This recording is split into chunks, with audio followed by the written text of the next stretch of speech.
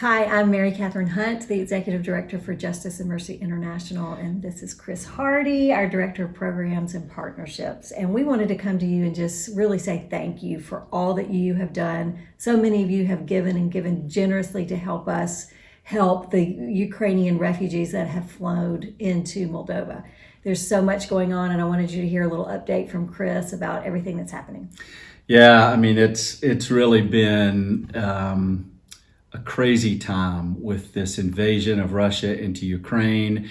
And thus far, just through Moldova, nearly 400,000 refugees have flowed through Moldova. Many of those have gone into other countries.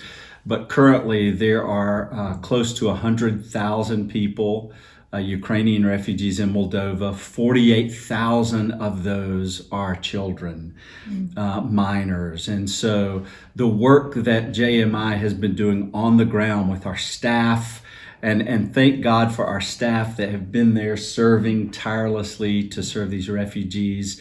We're serving multiple refugee camps, and we're resourcing them with food and hygiene supplies and clothing and bedding. We're also in multiple villages where there are families that are housing refugees. And these are just ordinary Moldovan families that have opened up their home. And we are able to go in and partner with these families and just provide what they need. And that's been a huge blessing for us to be able to go into these village homes, but also for the families that are housing refugees. We've partnered with Samaritan's Purse in Moldova to help just pack multiple food bags. Samaritan's Purse is doing a phenomenal job there in Moldova serving refugees. And we've recently partnered with World Vision.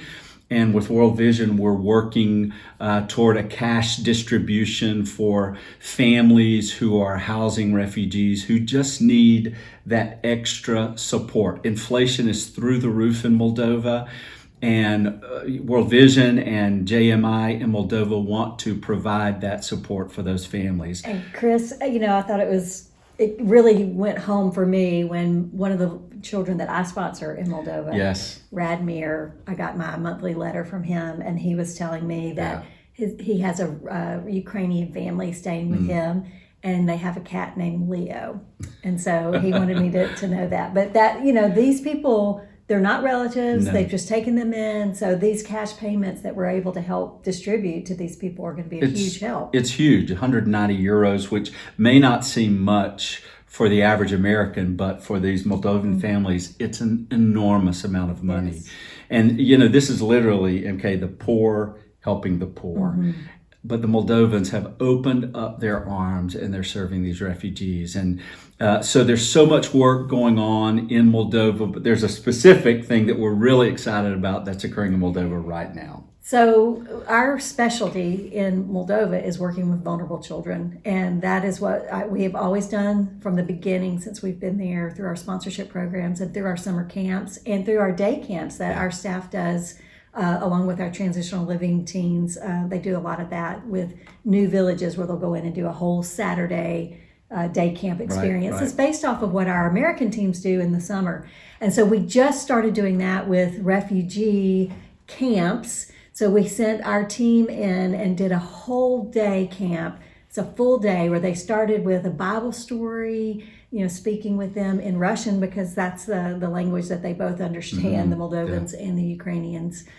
So doing a Bible lesson, and then they moved on from that to crafts. Yes. And, all these kids who have been just living in an unsettled place that all of a sudden have people coming in and doing something specific for them. So they did crafts.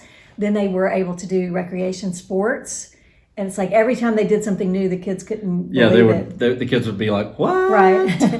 And so they fed them, and then they were getting ready to leave, and they're like, wait, don't leave, we have a cake.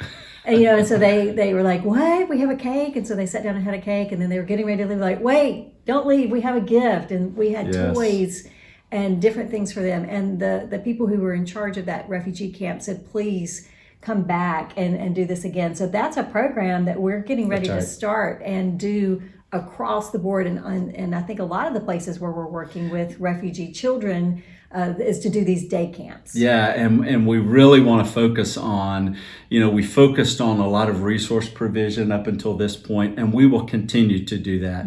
The one wonderful thing about our programming in Moldova is we're not going anywhere. Moldova is home to our programming. We're going to stay there to serve refugees and our vulnerable child and teen populations. But we want to continue offering these camps that create child-friendly spaces. These children are experiencing trauma unlike many have ever experienced. They've lost parents, they've lost loved ones, they've lost their home. And so we want to be able to do that regularly.